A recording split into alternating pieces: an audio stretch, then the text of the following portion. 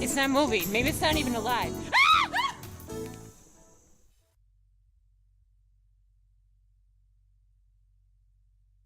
Okay, let's roll. Hey, you hear that? There's a truck back there. Hey, whoa, stop! Your car is talking. Are you listening? Find out more about new safety technologies at mycardoeswhat.org.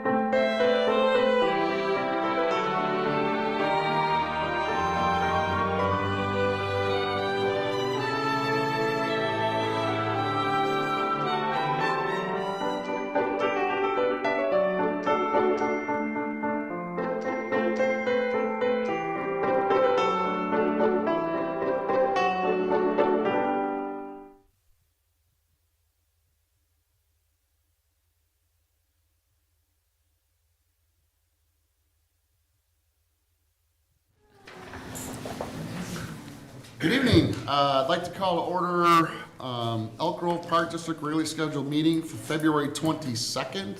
Francis, can I get a roll call, please? President Waltz? Yes. Commissioner Biedke? Here. Commissioner Carlson? Here. Commissioner Cook? Here. Commissioner O'Malley? Here. Approval of minutes, February 8th, 2024. Committee of the whole meeting and February 8th, 2024 regular scheduled meeting. All those in favor say aye. Aye. Anyone opposed? Hearing none. Abstain? Are you abstaining? Yeah, Okay, wasn't here. fair enough. All right, so we'll go to recognition of special guests. Adult Center Annual Report by Gina Sino, Sheila Ray Center Supervisor. Would you like to step up? Yes. Should be something like that. Will you? Okay, here is my update. The Sheila Ray Adult Center concluded 2023 with a total of 310 members. We saw an increase not only in membership, but in overall participation. Our monthly luncheons reached up to 80 participants. Our scheduled day trips, including the trip downtown on the Spirit of Chicago and the trip to the Pabst Mansion, were well received. We also ventured out on our first out-of-state trip to Nashville, Tennessee, which was met with great success. This year, we've kicked off with 264 members, which is up 10% in enrollment from this time last year. Looking ahead, our next event is the Lucky Luncheon, which is on March 13th, followed by the Sheila Ray Open House on March 15th. Members will proudly show their favorite daily activities from 1 to 2, accompanied by the center's Ambassador Choir Group performing at 2. This is a great opportunity for potential members to see what the Sheila Ray Adult Center has to offer. This year, we are also introducing a new program called Ageless Grace, which is an exercise program that enhances both mental and physical well-being. Led by instructor Sherry Shapiro, who is also a member of the Senior Center, this program promotes anti-aging techniques and stability, all from the comfort of a chair. In April of this year, we're headed to Drury Lane to see Guys and Dolls. In May, we're going on a gambling trip to Potawatomi and a visit to the Chicago Botanic Gardens. In June, we are going to travel on a private wagon ride through the Lake Geneva Safari. And by popular demand, we're going to the White Sox game. Hey, how'd you pull that out? How did you pull that out? After all these years. November 11th through the 15th, we are headed to Branson, Missouri for the holiday show trip. I'd like to extend a warm welcome to Al Thede, our new board member, and my gratitude to Tom Cook and the Park Board for their continued support towards our center. Thank you to the advisory board for generously volunteering your time to support our center. I really appreciate you guys. Thank you. Any questions or comments for Gina? Gina, can you, is the tax thing still going on where they can get their taxes done? Yes, tax appointments are still available, but they are more towards April. Okay. They're available in April, So yeah. get in there and get them filled out quickly if you Yes. haven't signed up yet. So Yes. I know it's a popular item that we have at the senior center. So. Yes, it's very, very popular. Wednesdays and Fridays, appointments are from 9 to 1 p.m. Okay. Sounds good. And for those that are interested in joining the Sheila Ray, how much does it cost annually? It costs $30 for a resident and $40 for a non-resident. Okay. Fantastic. Can't beat that. Good question, yeah. Okay. That's all I have. I just want to thank you for the awesome job you do, and I know everybody that goes there can't say enough nice stuff about you, so thank you. Thank you.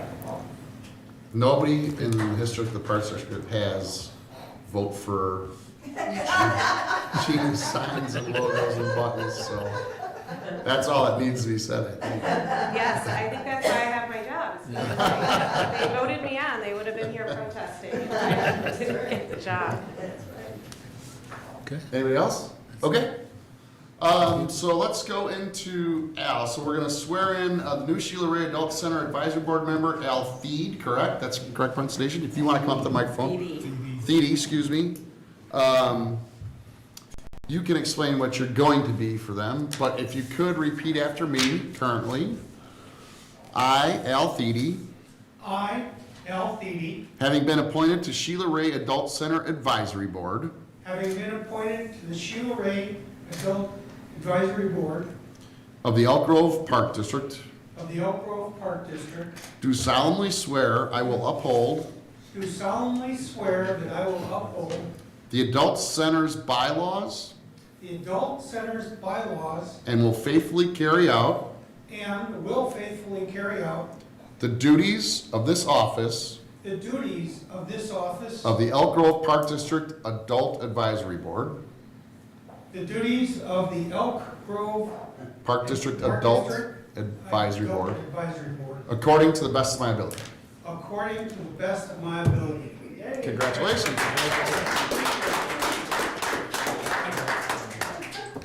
I'll be-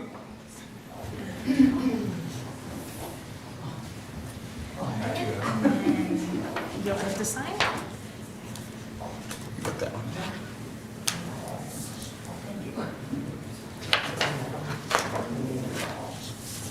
Thank you, sir. Thank you. Congratulations. Thank you. When you're done with handshakes, do you want to go up and explain to everybody here and on air what you will be doing? Because it's an important part of the Sheila Ray Center. Congratulations. Congratulations, Al. Thank you. Congratulations. Congratulations, Al. Thank you. Congratulations, Al. Thank you. Congratulations. Look at you. Look at you. There you go. I love it. That'll be on the cover of the Buzz.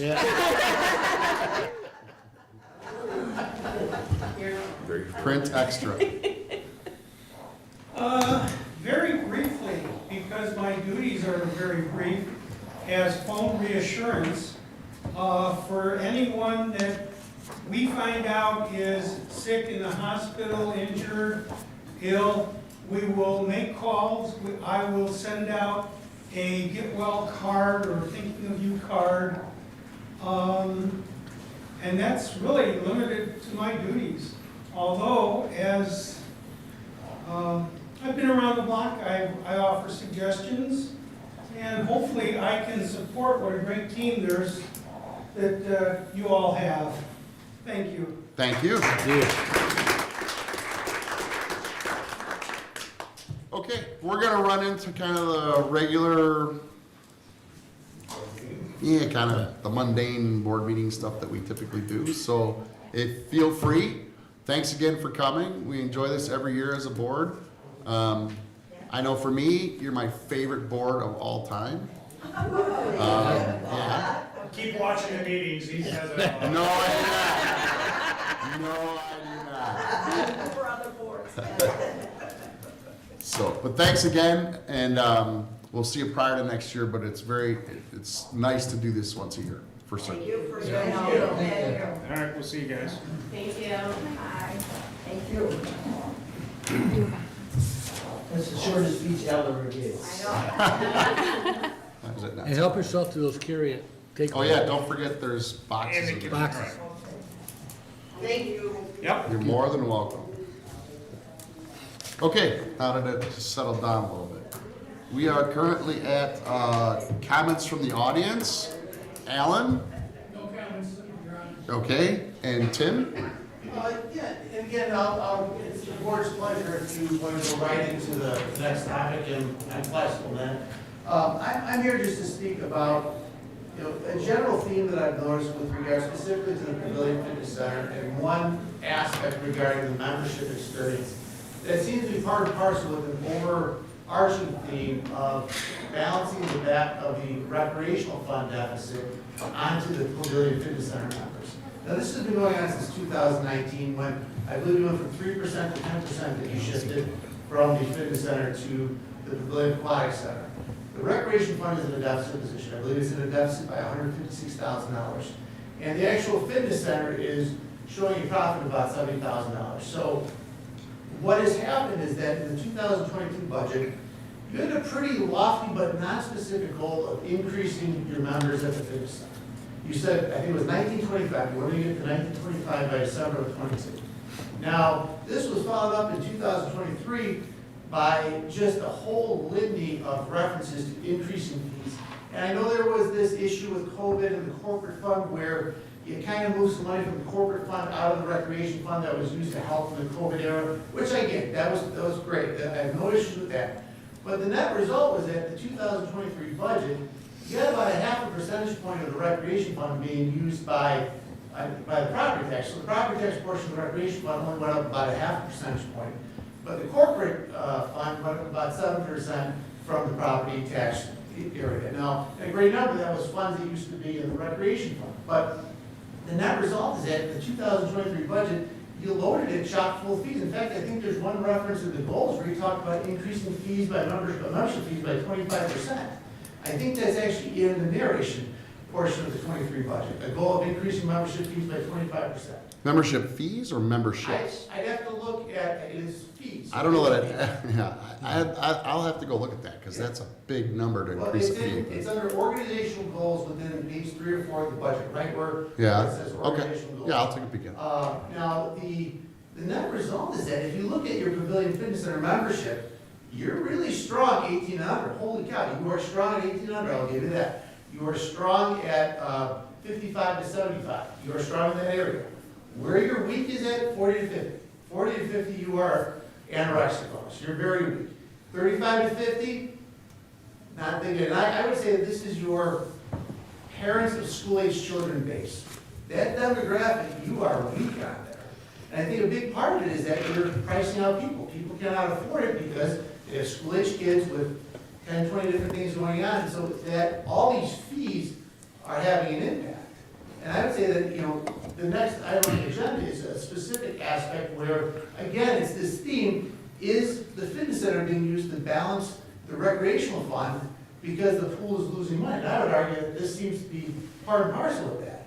That at some point, you're gonna have to figure out, how do we get rid of these fees? Now, again, I would say that you have all the non-residents, you have a lot of non-residents here that are at the Pavilion Fitness Center. Let them run to whoever they're running to, let them cry out to whoever they're cry out to. I don't care about the non-residents. What I care about is the working class residents. And I would say that at this point, these goals of increasing fees have to stop. You can do what you want for non-residents, but again, it really should be now, how do we find ways to get 35 to 50-year-old or parents of school-age kids back into the Pavilion Fitness Center? And I think the key is through the fees. Okay, so I just want to make sure I'm on the same page with you, Tim. So your end game is the fee structure for a certain demographic or age group, or is it across the board like we've been talking about? I think it's across the board, because right now, if you're looking, I think it's across the board, because but right now, the impact is being felt in the 35 to 50-year-old bracket. So that's where your first impact is. But I think overall, I would argue that, you know, Wooddale's enrollment fee, I believe, is $10. Itasca's is $20. A $100 enrollment fee that you give staff the ability arbitrarily capriciously to say, well, in December, there's no enrollment fee, or if you leave Planet Fitness, there's no enrollment fee. I would say that's bogus. You either need the money or you don't need the money. Because Well, I'm sorry, go ahead. I would say at that point, from a revenue projection, if people knew that the fees would be waived in December, people might postpone their membership until December when the fee is waived. So I just don't. As far as the waiving of the fees, I'm not versed at that yet, but I will be. But I will circle back to what you said, and I understand, you know, between Wooddale and Itasca, that's a large jump. But if I just were to look at square footage alone, let alone what they offer, it's apples and not even oranges. I'm not saying you're wrong with what you're bringing up, but I would much rather have you take a look at something that's more along the lines of our square footage, how many employees we employ there, and what we offer. I would argue that you've also noted in your budget that your employee costs are quite up. So I would argue to say that that's a question of efficiency. Because I'll give you a prime example. I go to Rainbow Falls, and I purchase a Rainbow Falls pass by the ladies downstairs. They take my picture, they put an ID. I would argue, and I also buy my dance programs for my daughter downstairs. I would say, why do you really need all this overload in the Pavilion membership in terms of specific membership services to handle membership questions for the members of the fitness center? That could be handled downstairs. Okay. So I would say there's a lot of bloat that could be trimmed back. Bloat might be a big word, but, and I'm not saying you're wrong, bloat might be a big word for those who are listening. However, you do have to remember too, though, that we're not the only ones that are incurring this minimum wage increase, and it's a big deal for districts. It's a really big deal. And even though, let's say we have a $28 million budget, it's a big deal for us, it's a big number. But even somebody like Wooddale, it's a big deal, right? Because it's percentages. So when you see increases, you gotta dive a little bit deeper and figure, you know, where really is that coming from? So just to put it in perspective, right? Tiffany, when was the last time we raised fees at the Prior pavilion? to 2022, it was 9 years ago in 2014. Okay, so personally, right, even a couple boards ago, I'm always in favor of trying to stay extremely competitive, but I don't ever want to freeze fees unless it's like we have to. We're out of bounds too high. Because what happens, in my view, my opinion Who are is, you competing with, though? Let me just ask, who are you Well- competing with? well, just let me- Are you competing with private industry? Let Or me- are you competing with other just- park districts? 1 minute. I'll give you plenty of time. Because I would say you're a park district designed to serve residents, in which case, we can go pound for pound with every single private industry that offers privatized recreation. But that's not really fair to say a working class Elk Grove Village resident should be priced out of their own park district because the park district has thoughts on taking on Lifetime Fitness or some other giant. So I would say, who are you really competing against? Well, I'll go back to what I was gonna say, just let me finish this. I have never been one to sit on fees for 9 years. Because what happens is we have big swings, right? We're super cheap, comparatively speaking. Don't compare us to a Planet Fitness, we're not that, we don't wanna be that, or any other named. But then all of a sudden, sometimes 3, 5, 7, 9 years later, we do have to increase it, right? We have to have some sort of budgetary semblance of what's going on. We can't lose on everything, right? We agree we're always gonna lose on a pool. You can never, ever, ever make money on a pool. So that's why I was like pushing for increase last year. I was probably pushing for an increase 3 years ago, right? I don't like holding the line to the point where it's hurting the district, and then bang, now we really gotta hit the resident with some heavy fees.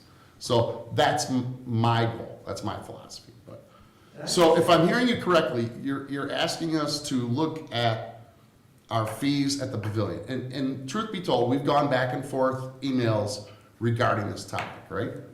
Okay, so Tiffany did some research per your questions. Do you want to give out a few of your findings from what you came up with? Well, without everything, and I've got a couple thoughts too, Tim, because I'm at the fitness center and I've been a regular member and I've watched it. I don't think, since the time I was a board member, only Tom Cook could verify this, I don't think I've ever voted for an increase in the fitness center. It was probably higher priced back in the 2000s than it needed to be. Part of the reason was it was actually subsidizing the aquatics, because that's a loser no matter what. You can't charge $300 and $400 because nobody will actually go swim then. And yet the price of water, lifeguards going up, chemicals, building the building itself, it's gonna lose money. So at some point in those 2000s, from probably 2001 to 2012, we were making close to $400,000 out of the fitness center. And so yes, it goes into the recreation fund, but the goal is of the fitness center and the board and staff is not to gouge the public, it's trying to offer the exact fair price, because we take some of that money then and we help subsidize the senior center to try to keep the senior fees at $30 so we could have 300 members and not charge them 50. We try to have a program in there. That money does get shifted, but we also reinvest with capitals into the fitness center, which you've seen, a rejuvenation area without raising the fees, where it's one of the most popular things. The board approved this TRX new workout fitness center area upstairs, spin cycles, we've moved the massage. So we are looking at not raising fees, and what more can we offer? Well, I would say, if you look at your numbers, if you look at the proportion of non-residents, for a new non-resident that walks in the door, they have to pay a $100 fee. For a resident that walks in the door once a year, they have to pay a $100 fee. I would argue that if a non-resident is going to pay a $100 fee to come work out here because they can't find it anywhere else, or they view it in competition with private facility, maybe go $150 for the non-resident, $50 for the resident. Because again, you keep talking, you mentioned about how it is used for other programs. That's fine, that's wonderful. Put that on the non-residents. At some point, we have to say, we need to be more concerned about hitting the residents with fees and maintaining proportionality than when we can just put more fees, start ramping up fees on non-residents to compensate. So again, if you're looking at making $1, why does it have to be a 50-50 split? 50 cents coming from a resident, 50 cents coming from a non-resident. Make it 75 non-resident, 25 resident. So start shifting the burden off the backs of residents through user fees onto higher user fees for non-residents. Well, it is a lesser fee right now, but there comes a point, same thing. There's algorithms that are created that when you look at other park districts that you can't overcharge for a non-resident, because then that non-resident will not actually join. You're gonna have the same amount of expenses, the employees, the electricity, the water, the showers, all that.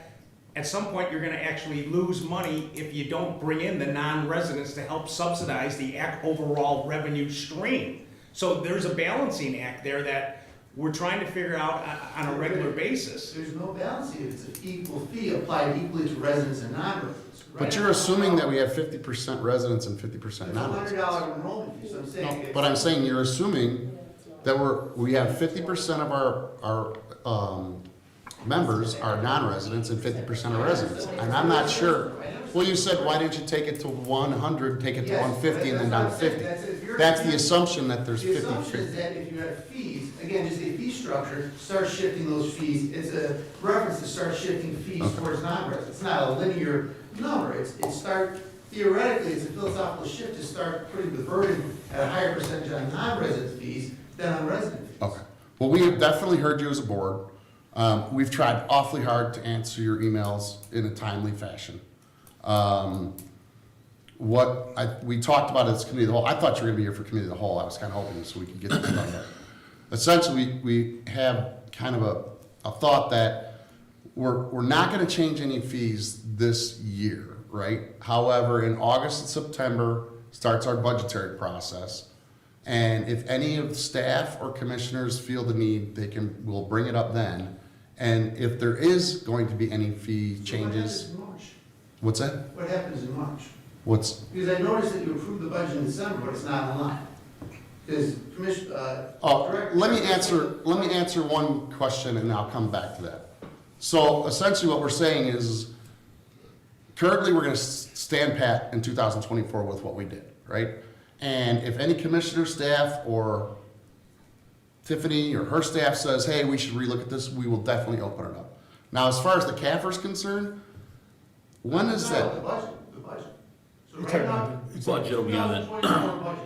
the budget ordinance. Yes, we approved the budget. The budget ordinance will be on the next board meeting. We'll have a public hearing to have comments on the budget, and then we will approve the budget ordinance on the March 14th. The second. And so your fiscal year started January 1st. Correct. And you're talking about approving the budget for the fiscal year that we're currently in 1 month from now, 1 quarter into the fiscal year.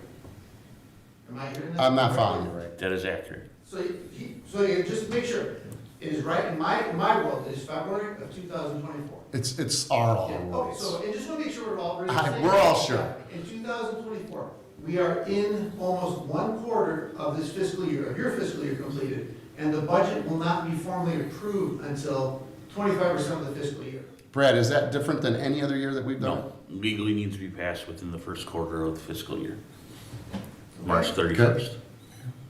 So we're All right. well within our time frame. We appreciate your Can I time. brag about the fitness center just a little bit more? Yeah. Just- By the way, I want to thank you for your last email because that was an oversight that happened a couple years ago. It fell off the agenda and you alerted to us and I appreciate that. Thank you. The public is watching. So, and again, I think that if your Counselor Hoffman were here, he would say that you want to have boring meetings. I would say that going forward, if you're going to continue to put fees on residents, your meetings are going to be nothing but boring. So That's I would fine. say, okay. That's fine. Yeah, I don't know about the $100 fee, Tim. I don't know what the number should be for enrollment. You know, certainly the board doesn't pick what fee it should be. You know, they're probably benchmarking other park districts and that. I personally think that there needs to be an enrollment fee. Everybody plays games, you know, everybody seems that they're educated. They'll join for 2 months to get the cheapest rate, pay the yearly fee, then go in and cancel, and then 3 months later start again when one of their kids is in town. So there's being paperwork generated. Yeah, maybe it's 5 minutes here and 10 minutes there, but we're trying to encourage people that don't quit. Give us a try. Play us through 4 seasons. So I don't know what the enrollment fee should be or shouldn't be. The other thing is when it comes to the prices that we were talking about, we do benchmark other areas. And as John was saying with Wooddale, you're talking about the Planet Fitness, $10.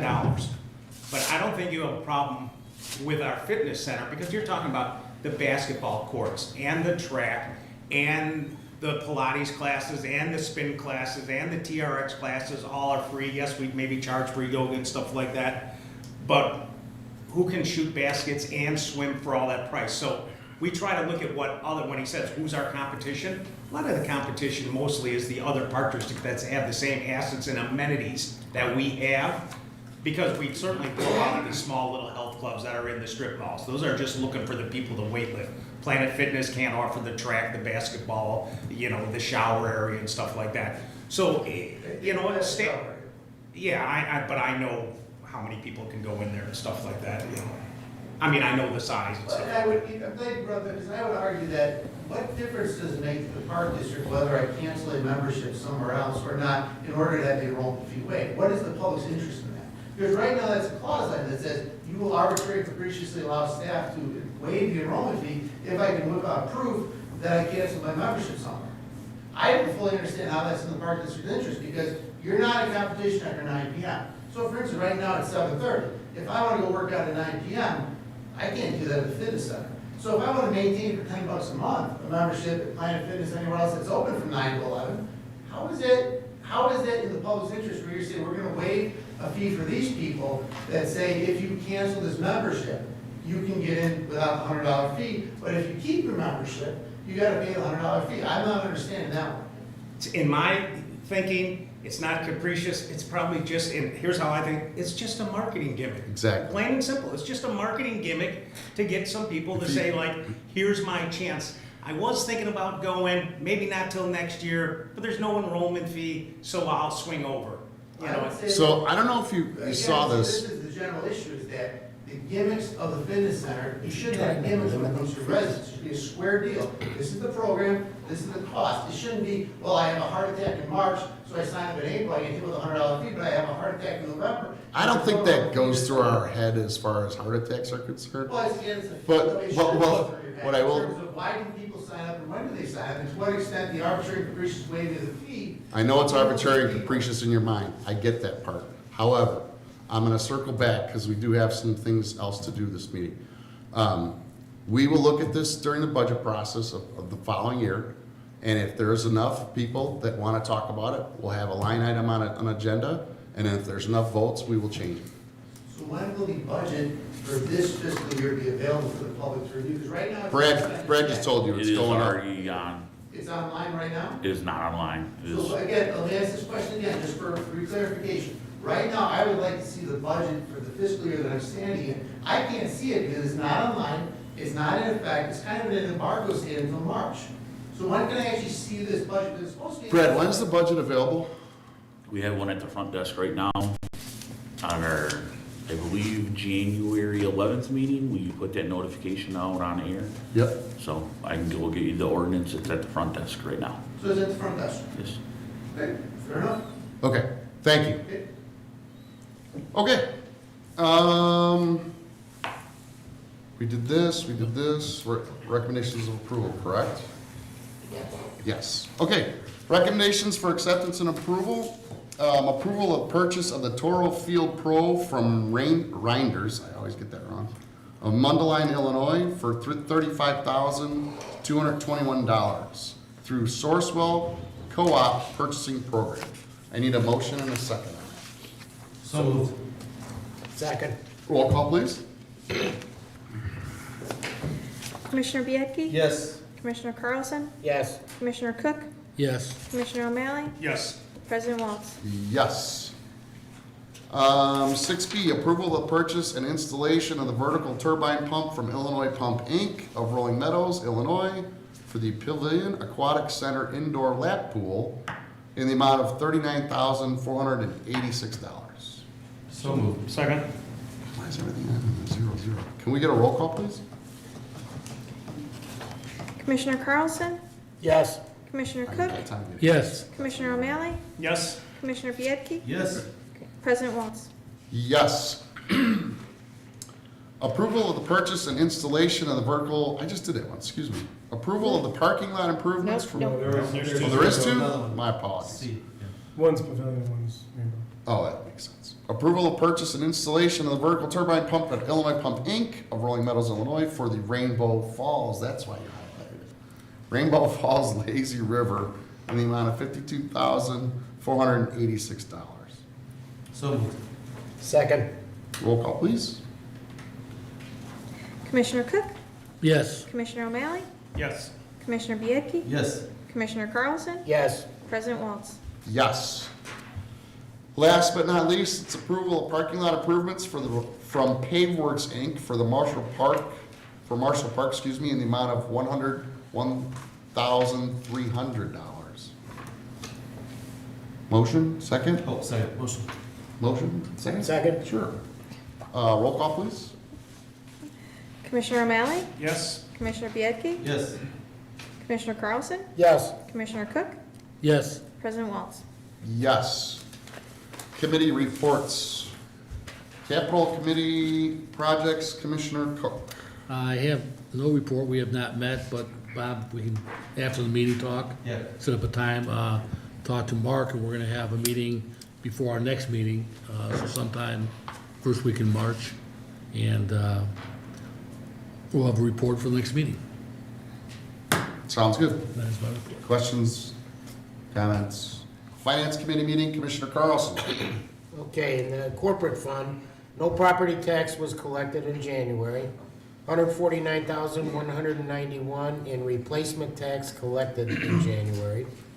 All expense categories under budget except contractual due to timing of payments. Year-to-date of negative 174,657 compared to a budget of negative 203,751. Recreation fund, no property tax collected in January. Fees and admissions, 105,658 compared to a budget of 135,839. Program fees were 166,793 compared to a budget of 197,693. All expense categories at or under budget, program contractual based on timing of payments. Year-to-date of negative 108,327 compared to a budget of negative 190,610.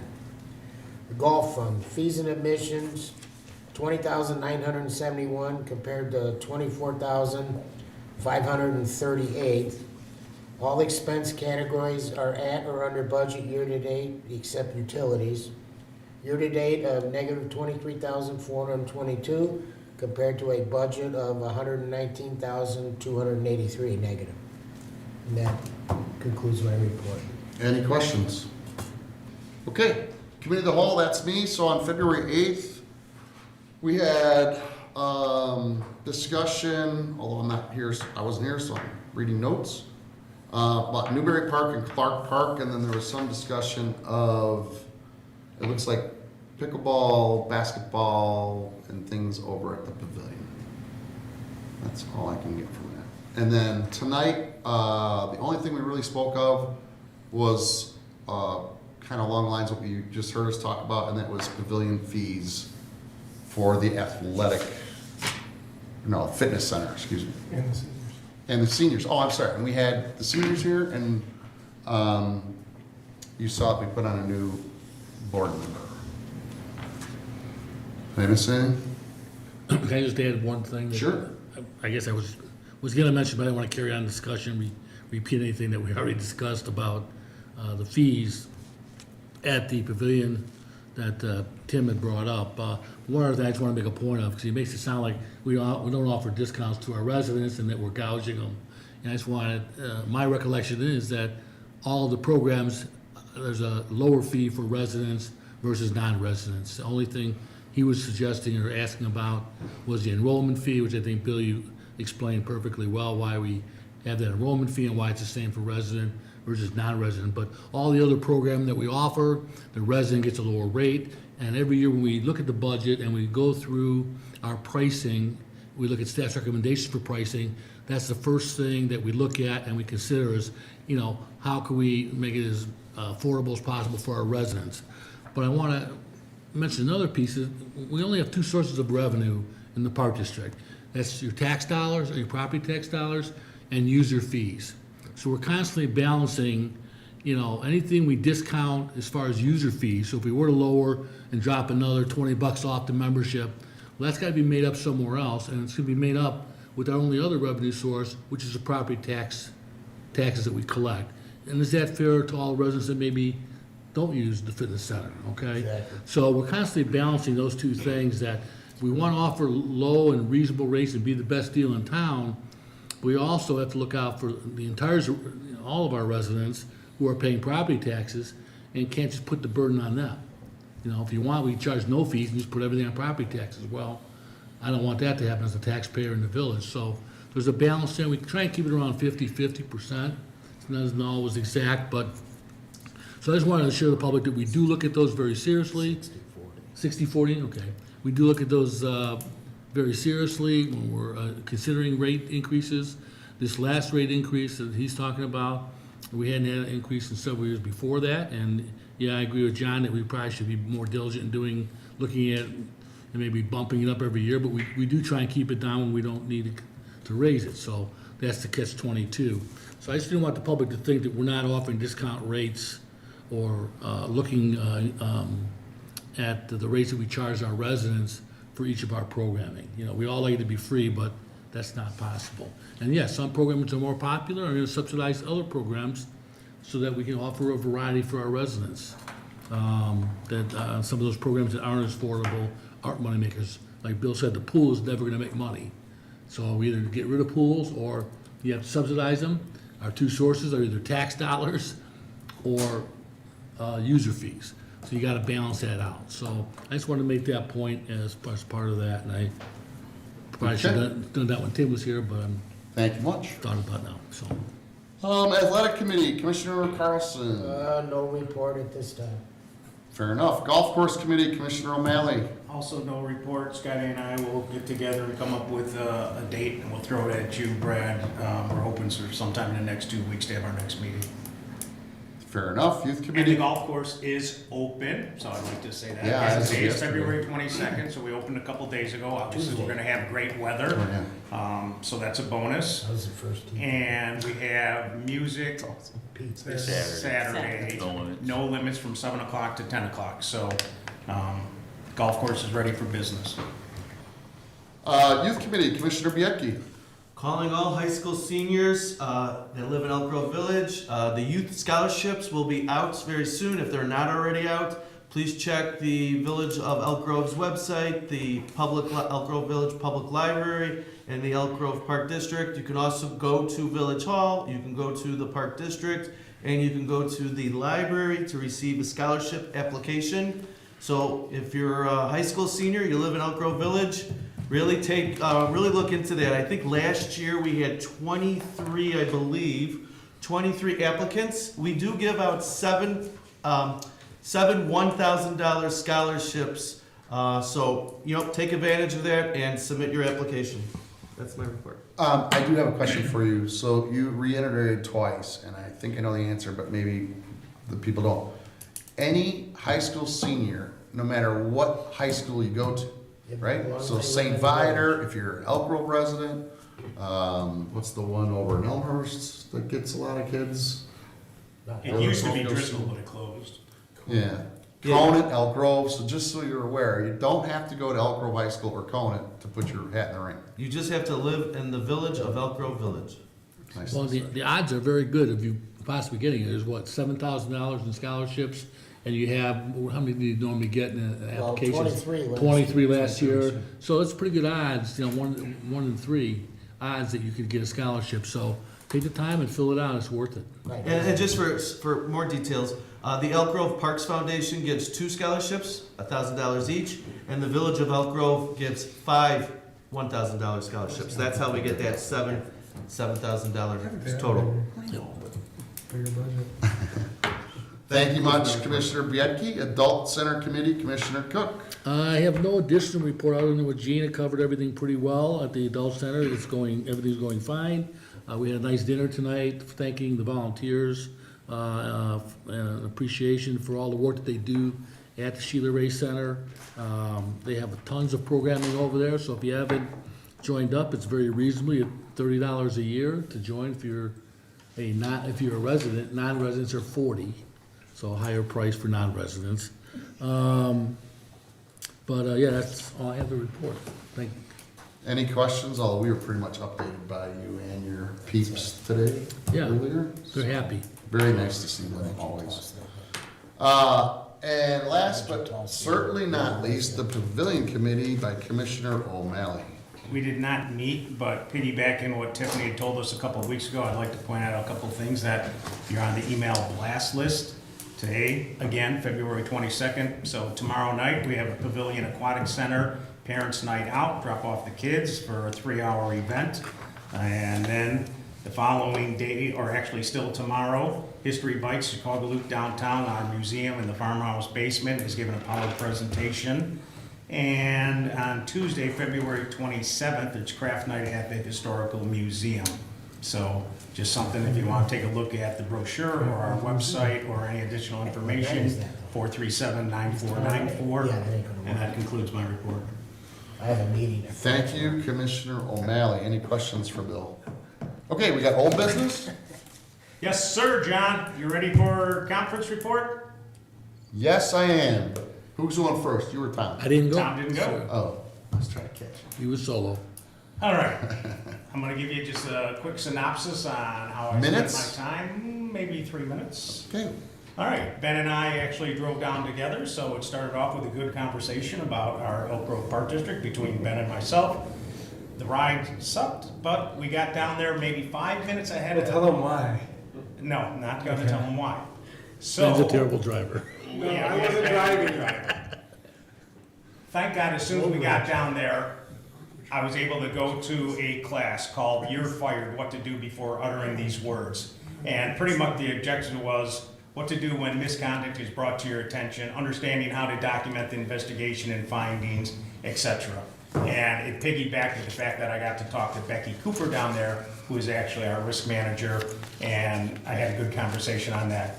As soon as that class was over at 11:30, we went down to the exhibit hall where I was able to meet with some of the IAPD staff, IPRA staff, PADERMA staff, architects and engineers that we use, and was able to discuss some playground pricing. We then had a quick lunch. I followed that up, John. Then that was the whole time in the exhibit hall. I then went to a class controlling the chaos of your Outlook inbox. And I'm not a computer geek, so it was pretty productive for me. That's one of the reasons I chose that. Being a longtime board member, I have so much crap from just the fitness center, from Parks and Planning, emails from 3 different people that I'm saving. I had to get it organized. It was actually a great class. As soon as that ended, I met with 2 different executive directors that are my pipeline company, or the pipeline company that I work for. Our pipeline runs through there, so I had a couple of good conversations with them. I met a couple other board members, and then on that particular night, we attended the Williams Architect Social.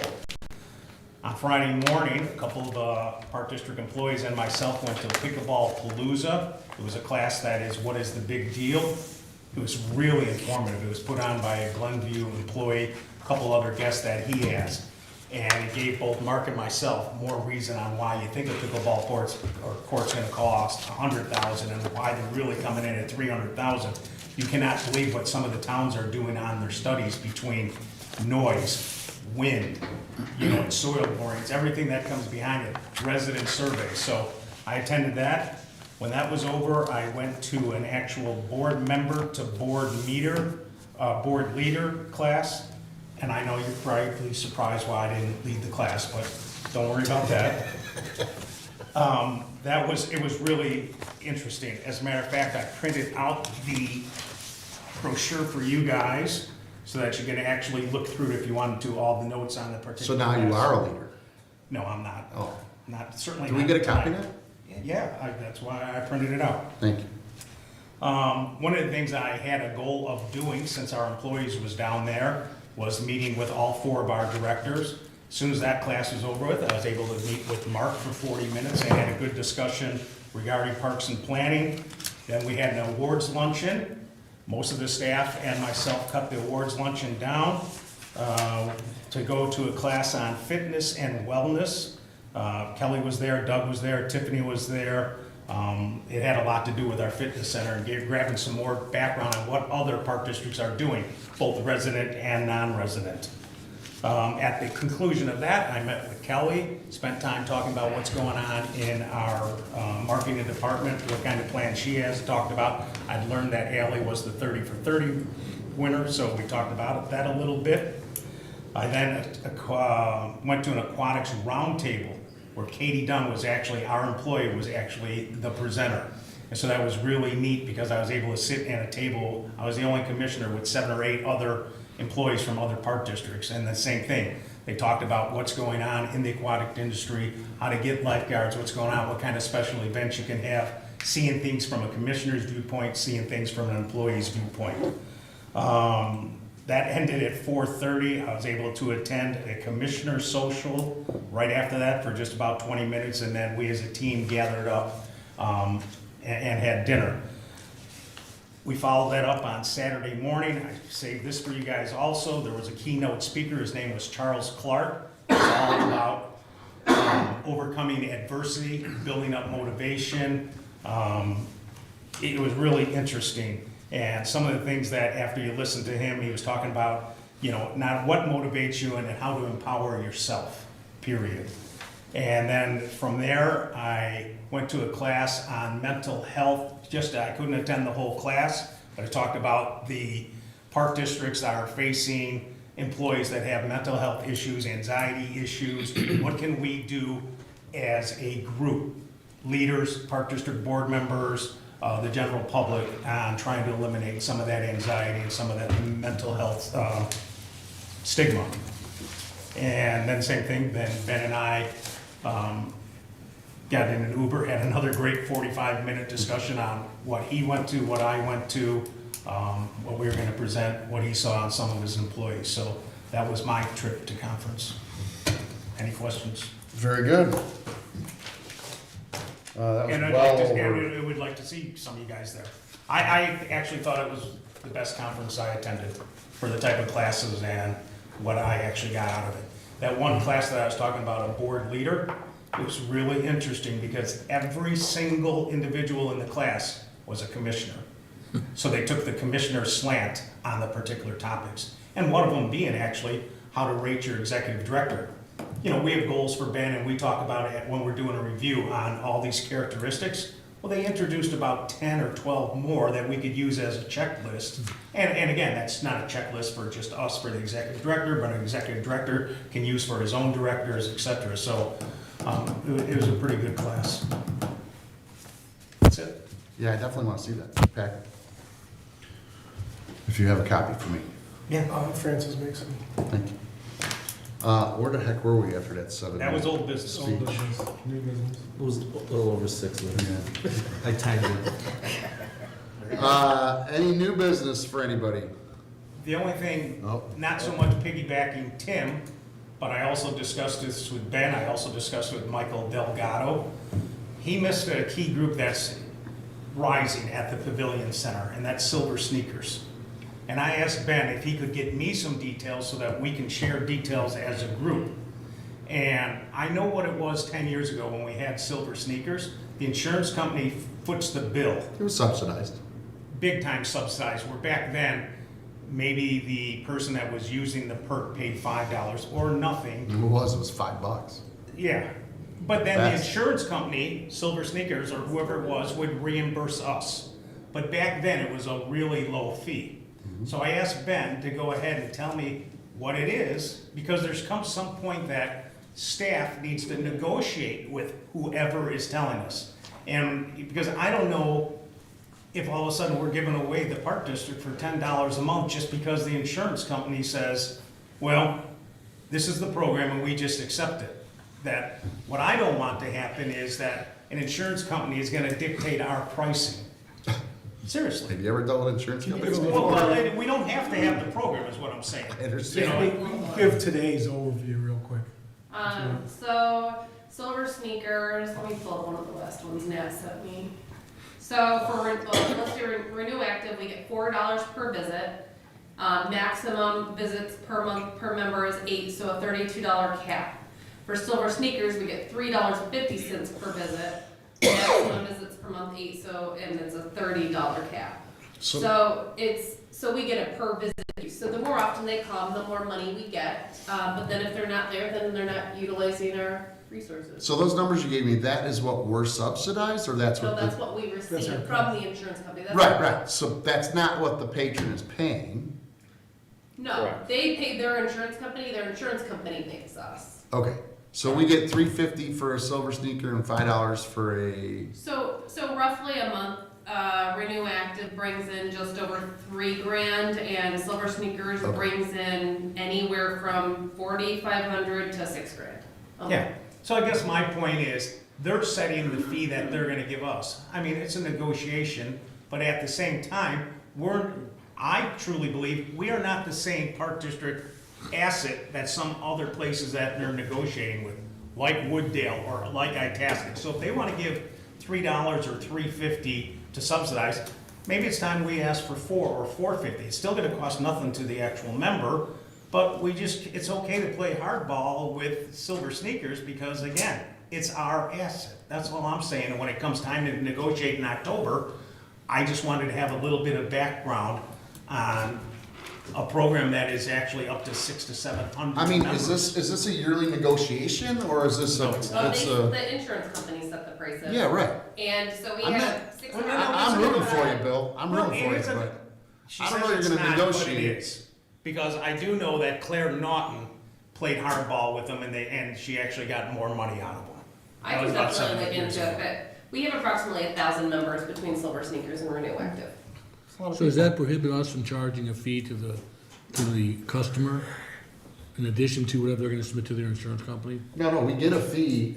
We do not charge them a fee. No, but what Tom's saying is, could we charge Does it anybody $5 for the month? So, or say we're gonna charge you $100 for your membership, and then you can submit it to Silver Sneakers and get our And John, I reimbursement. was trying to make an I analogy, don't know. not that you don't understand it, but it's like, you know, there's some kind of program that goes to the golf course, and people can just golf for $30 just because the Well, it's like insurance youth on company course. says, you know. It's youth on course. It's Yeah, but you know what I'm 5, saying. 15, We whatever wouldn't it want is. somebody to say what we're gonna charge people at the golf course, yet they have a direct impact on what they wanna give us for our fitness center. I got you.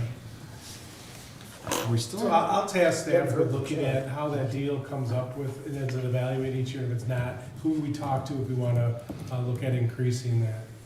And again, maybe it's you getting together with other park districts and realize that we're giving a major asset away, that all the park districts are losing revenue, and the only one who's gaining is the insurance company and the individual that pays zero. Well, I'd be interested to know if you can charge the individual an additional sum to make up some of that difference. Probably a bad idea. Yeah, we actually make more Whether you can do it or off not. than Right, 'cause it's senior 430 a month. membership. So a senior only pays If they $30 come. a month. Well, I agree, depending on how much they come. Correct, if If they they utilize the come center. if they come 8 times, it's only $375 a visit. We're actually making more because we're making. Correct. I don't know the frequency. I do know some people don't make it the whole time. It's a Once great week or program. Stuff like that. It is. It's an awesome program. Great program. So, okay. Was that new business or Part old? of the deal. New. It was new. Okay, any other new business? Hearing none, payment of the bills.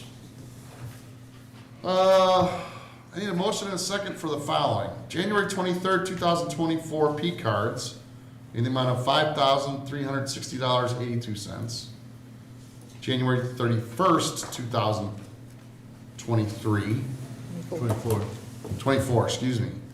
P cards in the amount of $128,348.65. February 9th, 2024, in the amount of $170,780.73. And finally, February 16th, 2024, in the amount of $403,920.76. So moved. Second. Roll call, please. Commissioner Biedke? Yes. Commissioner Carlson? Yes. Commissioner Cook? Yes? Commissioner O'Malley? Yes. President Waltz? Yes. Hey, John, just one question on that, and maybe Bob or yourself that were a part of travel baseball can answer this.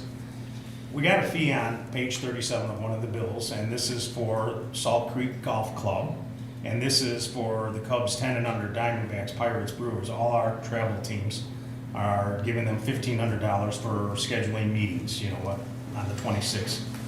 So my question is, how many people are normally in the room? Because again, I feel that money that is generated in one of our programs should stay in Elk Grove Village. So why would I want them going to Salt Creek Golf Club when they should be going to Fox Run or Garden Terrace? That's just my thinking. My knee-jerk reaction on that is we're almost thankful that they don't go to Fox Run because it seems like we have a lot of scheduling during that month. Well, this is Just typically, yeah, well, you got simulator leagues on Tuesdays, you got another league on Wednesday, so that's a good thing, but I get what you're saying. Yeah. Don't disagree with that. So if your question is how many people can attend these meetings, it would depend on the team, but you know, I guess my question, it if would there was- max If there out. was 400, then I'd understand why they Well, have to go there's- somewhere else. If it's just there's all of 100. then I want you to have one of our own Park District. There's venues. all of 100 at most of them, because usually a coach and assistant coach comes, and there's at least 50 teams, might even be more than that, quite frankly. I would still like to maybe have Drew or Jason ask them, like, why are they choosing another facility? I ask We every used to do year. Garden Terrace too. All right, well, maybe. we used to Last do year, I Fox think Run. they did Belvedere. So But- maybe it is a time So that we the old- direct them to, you know what, we're allowing you to keep all this money in the program that we are subsidizing the fields. Then you have an opportunity to spend this money and you choose to spend it outside the Park District. It just kind of rubs me as a board member the wrong way. Point well taken. Outside the village as well.